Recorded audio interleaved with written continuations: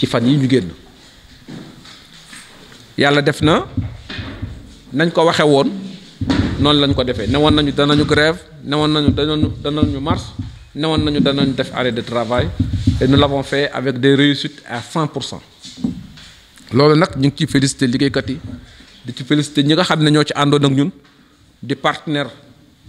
politiques yi di société civile di même les autorités locales yi nga xam ne ñoom ñëpp bàyyi nañu seen yitte ñëw wone seen affection ñëw wone seen soutien ci raay bi nga xam ne moo fi nekkoon démb moo tax histoire Afrique tey bu ñu ne histoire Afrique libéré na tey raay bii moo tax ñu libéré histoire kon tey ñooñu ñëpp ñëw nañu jàpp ci ànd ci ak ñun et yàlla defal ñu ci ndam lu wees suñu njort loolu nag la ñu ne woon nañu woote fii waxtaan ci ak yéen félicité ci ñooñu ci àndoon ak ñun ñëpp xamal leen nag plan d'action numéro 1 bi comme nañ ko waxee woon def nañ ko ñu ngi jëm ci plan d'action numéro 2 tey nag xam ngeen ni dafa tombé ak jamonoy màggal te ñun ñëpp ay jullit lañu ay taalibe lañu te suñu yéene mooy màggal gi yàlla yóbbuñ ci jàmm ñu def ko na mu gën a rafete te incha allah dinañ ci lëkkaloo ak nos camarades du petit train de banlieue def ko na mu gën a mucc ayib ñu ngi ciy félicité suñu camarades yi nga xam ne ñu ngi tey Mbàkke ndax liggéey ba nga xam ne moom lañ leen santoon ci diggante gaaru Mbàkke ak gaaru Touba def nañ ko na mu gën a rafete te amaana subvention bi ñu état bi waroon jox sax ba léegi ñu ngi koy xaar waaye terewul avec nos peu de moyens fexe nañu ba diggante Mbàkke ak Touba sécuriser nañ ko diggante Mbàkke tamit ak Diourbel ñu ngi def patrouille bi du xool fépp fu raay bi amee jafe-jafe ñu taxaw ca lijjanti ko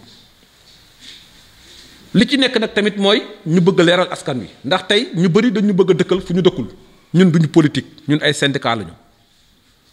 kenn ku nekk ñu nag am nga ci organisation politique boo bokk waaye tey li nga xam ne moo ñu ñor ñun ñëpp mooy suñu entreprise bi nekk ci ay difficulté tey entreprise bi problème bi mu am du problème mu projection non problème mu quotidien la am quotidien mooy saa yoo xëyee war a joxe dépense sa kër amoo dépense boo joxe sa kër bañuñu ni suñu président wala suñu réew am nañu suñu autorité am nañu vision mooy am nañu yéene fii ak juróomi at fii ak juróom-ñaari at wala fii ak fukki at defar chemin de fer bu mucc ayib kooku yéene la mais xam nga lu ñu wax ñun mooy li nga xam ne moo fi nekk tey di chemin de fer bi fi nekkoon démb ak barki démb ñu nekk ci liggéey mu yor au moins plus de 800 employés directs ak amaana 1000 employés indirects yoo xam ne ci la ñuy dund tey mu dem ba amaana amatul carburant mu dem ba machine di jóge gaar dem gaar ñu ni carburant ba jeex na ñu dem ba ay gaaram ñuy dagg courant ba ne amuñu courant fayuñu facture ñu dem ba liggéeykat yi amatuñu couverture médicale ñu dem ba ñi nga xam ne sax ñoo fi jóge woon le 15 mars dem retraite 2015 ba léegi fayuñu leen seen indemnité de départ à la retraite ñu dem ba amaana mën nañ ne tey kër gi da ngay xëy sax ñun la am nga problème mu ka raay cassé ñun la noo oto bu fa war a dem amu fa kon bloqué voie ba ndax amoo oto ndax oto ba la war a yóbbu amul carburant ñu dem ba saxaar jóge Bamako ñëw ba Kidira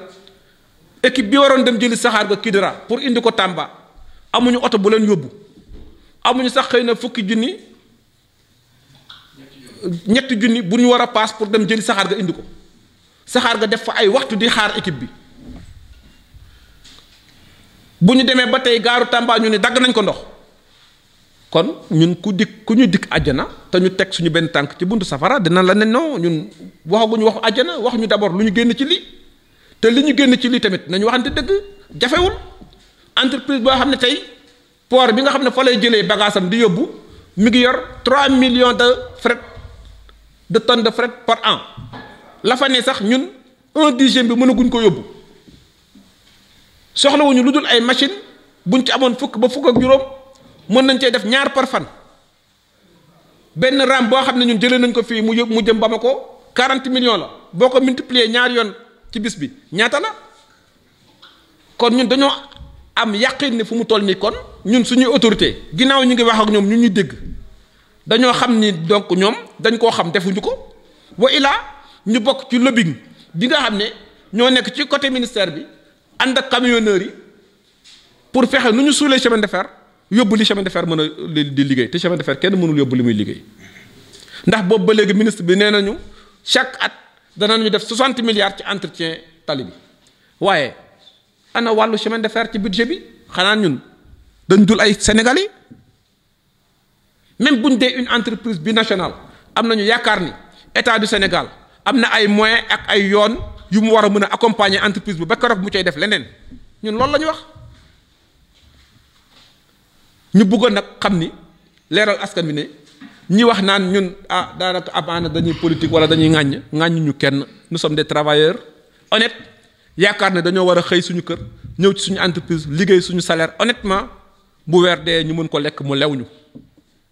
ñiy wax ne dañoo may salaire ñu ngi fay 21 ans 21 mois dañu bëgg leeral leen ne leen ñun suñu salaire c'est un acquis du luñ ñu may tey boo demee ci droit de travail boo jëlee employé di ko yóbbu ci beneen employeur dañ naan substitution d'employeur lay doon day yóbbu bépp avantage am bu mu amoon kon dëgg la nag nit ki boo nekkee ci jafe-jafe bu la ci nit fekkee di la ci jàppale di nga ko gërëm te loolu aussi wax nañ ko saa yu nekk moment bi ñu nekk nii difficulté bi ñu nekk état yi accompagne ñu pour génn ñu ci xeebuñu ko wax dëgg yàlla mais nag suñu sañoon ñu jox ñu moyens yu ñu génne ci lii te moyens yi ñu génne ci lii du lenn lu dul am suñu matériel bu doy sëkk am suñu machine defar suñuy infrastructure ba mu baax di dawal suñu saxaar di def suñu recette di fay suñu salaire di fay yàlla sax ñeneen ñu bëgg bu dee am nañu ñoom ñu mënul fay salaire nañ ñu ko wax une entreprise qui peut faire 1 milliard ou 2 milliards de recettes par mois kooku du entreprise bu fay loolu moo tax ñu woo askan wi tey woo presse bi xamal leen évaluation bi def nañ ko waaye nag ñu ngi jëm ci beneen plan d'action ndax tey ñun mbir mi jaral nañu joxe suñu bakkan dee Ibrahima Sarr mii ngeen gis suñu gannaaw def na fi juróomi weer ci grève kon donc ñun bu ñu demee ba donn ko ci jamono gi ñu toll ñu naan ñu kër gaa ngi bëgg a tëj ñun bu ñu joxewul suñu bakkan du ñuy gor bëgguñu nag yegg foofu suñu sañoon ñu toog autorité toog ñu waxtaan defar nañu ak ñoom benn document pour wax leen solution yi ñu war a mën a génne ci crise bii loolu lañ soxla xëy na nag du ma guddal ma bàyyi sama collègue parce que comme niñ ko waxee xëy na dañ koy répété waat sax mais ñett syndicats yi nga xam ne ñoo nekk SATRAI FETRAI ak SUTRAI ñoo bokk lëkkaloo ànd ci mouvement bi pour interpeller autorités yi ñu trouver une solution définitive sur la situation de l'entreprise. yëngu-yëngoom ay fan a ngi ñu def ay mbir ñëpp duñu dégg Sénégal gépp duñu dégg ñu woote assemblée générale fii cheminots yëpp ànd si lu ko waral jaaxle centrale syndicale yëpp ñëw ñu def fi plan d'action mot d'ordre def un plan d'action camarades secteur généraux yëpp ñëw représenté par Cheikh Diop ak union régionale Thiès yi bi ñu ñëwee loolu lu ko waral mooy jaaxle sunu kër gi fu mu ñu jëmee lu ñu xamul fan la ñuy état yi jëmee lu ñu xamul ñu ne kat jot na tey cheminots yi jóg taxaw yëf yi c'est un problème global nguur gi fi ne moo def fin de prince ñu yaakaaroon ne kër gi da koy defar ñun depuis 2003 ñu ngi souffrir dégg nañ fi 1500 milliards depuis Ablaye Wade dégg fu lu ne ñu ñëw yaakaaroon ci président de la République bu mu ñëwee ne day defaraat kër gi day jël kër gi defaraat chemin de fer ñun ñëpp cheminots ñun ñëpp cheminots ñu saluer loolu taxawu ko mun na ay nitam indi fi ñu toog presque 12 mois kenn waxul yaakaar ne toujours ñu ne dañ koy defar mais keroog bi ñuy génn fii ci fosse bi di woo centrale syndicale yëpp ñëpp toog jaaxlee taxoon ñu def ko ku ne jël position def plan d'action marche nañu grève nañu 24 heures grève nañu 48 heures amul benn répondant kon état bi waxoon day defar chemin de fer nga yilif ay nit ñu yëngatu war nga leen woo laal leen fi lii lu xew gisuñu ci dara kon ñu xamal Sénégal ñun cheminots yi suñu cër mooy chemin de fer te ñun ñëpp a bokk chemin de fer Sénégal yëpp ko bokk tey boo gisee tey boo demee Touba cheminots yaa ngi def lu war pour Touba wut ay raay def ko fa loo xam ne état bi ko war a def mais cheminots yi ñoo dem récupérer ay raay di ko fa defar pour mu baax la loolu suñu cër la tey ñu woote def marche def lu ne amuñu répondant kenn wuyuwuñu kon ñu xamal sëriñ si ñu xamal politique yi ñu xamal population bi ñun de jàq nañu jaaxla nañu parce que lu dee ne chemin de fer buñ koy seetaan muy dem li sama camarade bi wax gaar yeeg leneen ak leneen mais c'est un problème global tey suñu déggee ne président de la République day defaraat di defar terrain ñun suñu yoon nekk su terrain mais 557 kilomètres waru mëdd 600 et quelques kilomètres ñu yaakaaroon nañ ni dinañ am beneen cër ñun yaakaaroon nañ dinañu jox lu ñuy liggéeyee lu sama camarade bi wax léegi un train par jour lu ñu waxoon en 2003 ça nous fait 1,2 milliard en 2003 keroog bi ñu ko njëkkee def Ablaye Wade def ni ñii de dañ koo nax Ablaye Wade palais la waxee loolu yaakaaroon na chemin de fer def loolu ñii de dañ koo nax defe naa li la waxoon Ablaye Wade mooy bëgg a ndax suñu président Macky Sall bi parce que ñu nekk autour de ce chemin de fer là waxuñu ko dëgg waxuñu ko fi ñu jëm fan la ñun 2003 ba léegi du gant du marteau du leneen li fi ne yépp ñoo koy defal suñu bopp amul dara lu bi yees lu ñëw si kër gi 2003 ba léegi te quand on fait un train par jour ça nous fait 1,2 milliard keroog li ñu njëkk a jaaxal seen premier conseil Abdou Mbaye premier ministre am Abdou Mbaye lu mu wax defe ni chemin de fer investissement bu lourd la ñun ñëpp ngi toog cheminot yëpp ngi toog Abdou Mbaye keroog ba taalibe yi di taalibe di lakk Médina jour boobu lu ñu toogoon ak moom ñu toogaat dégg son premier ministre toog assemblée yi daane DVF amul sax kayitu juddu ñu nopp rek di déglu yaakaar ni président la mu ñu waxoon Thiès danañ ko defal mais tey ñu gis ni kër gaa ngi taxaw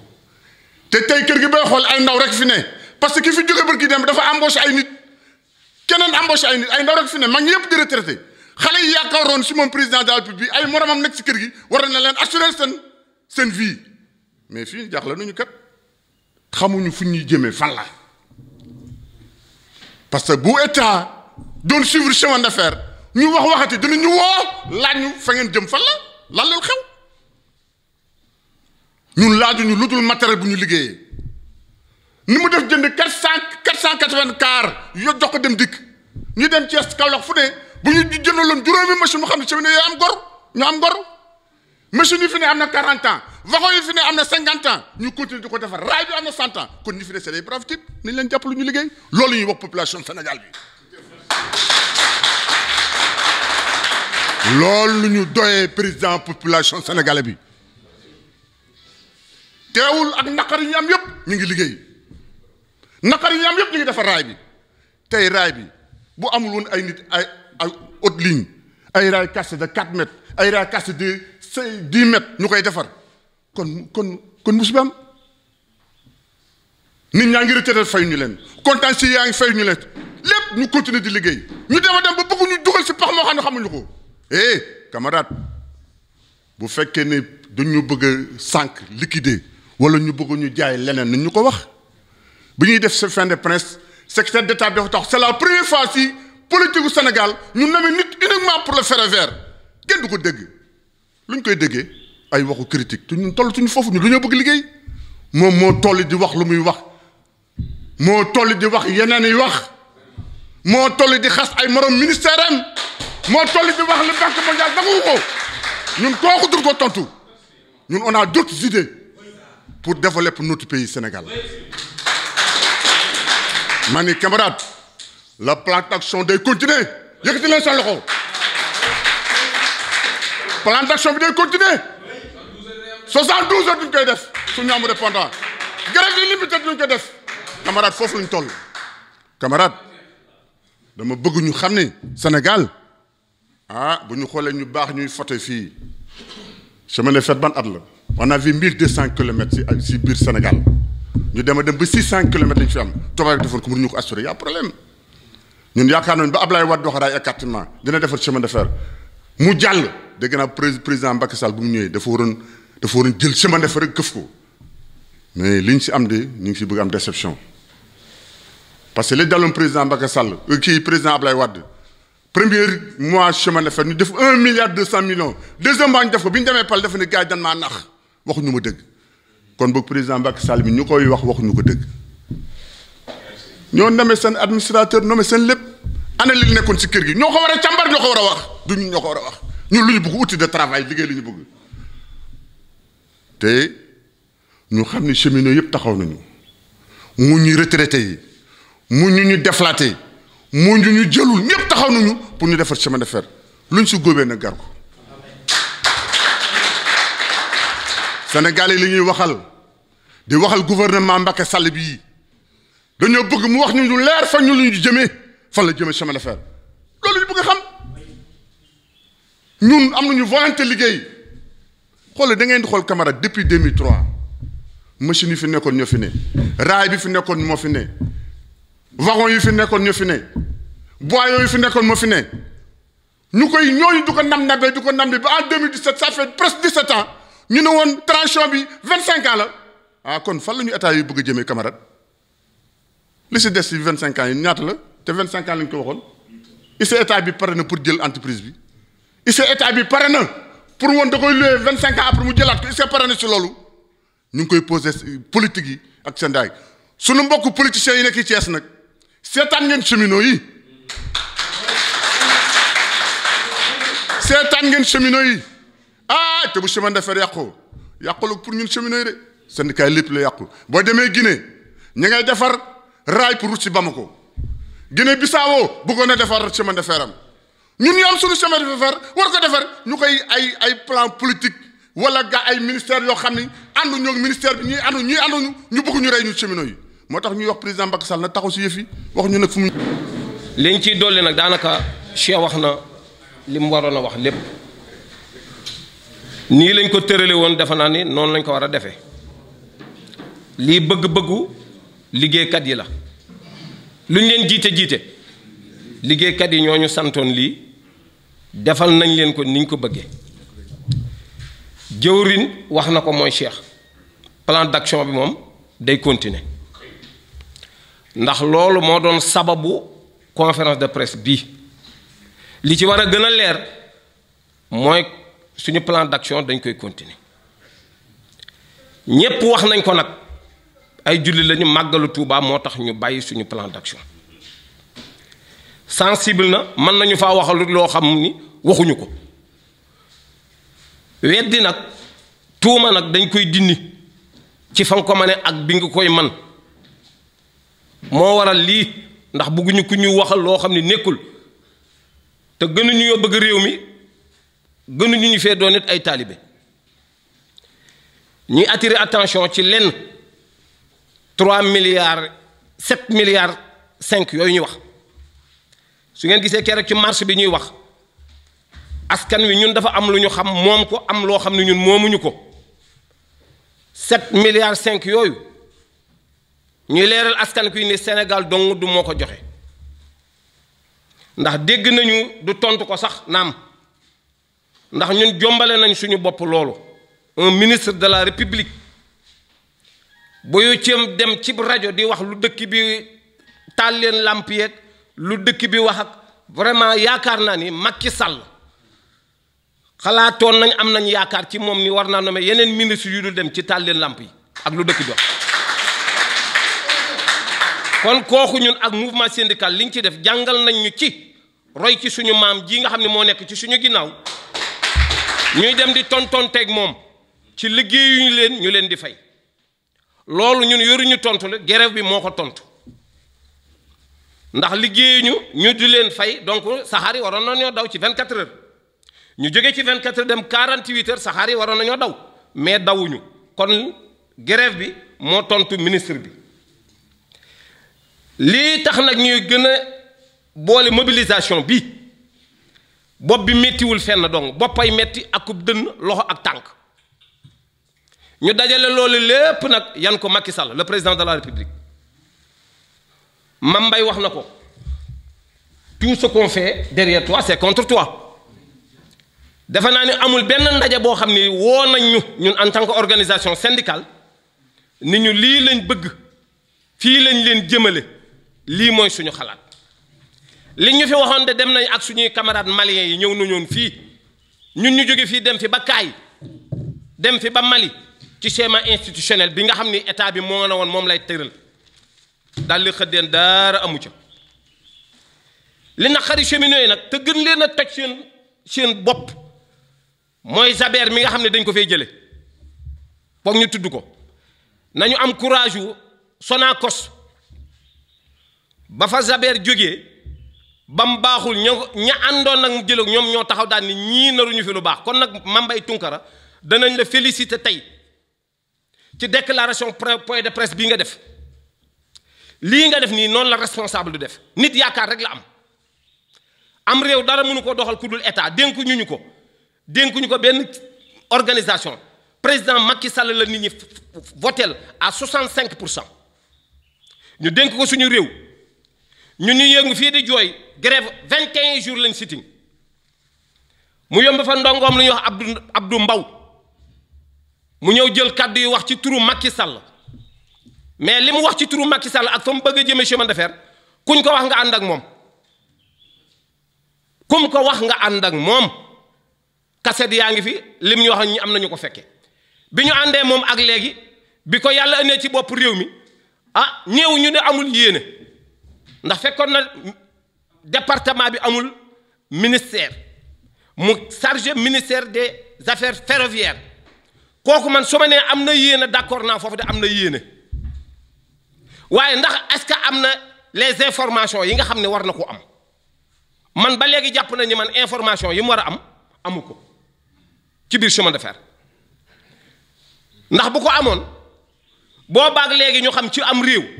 lu day na chemin de fer ñu ne boo ko arrêté benn waxtu nit ñi danañ la woo laaj la waaye boo baag léegi ñoo ngi laaj bind nañ ministre bi de keroog bi mu def passation de service maa ngi Mame Mbaye Tounkara bi ñoo demoon te def nañu moom tête à tête ci couloir bi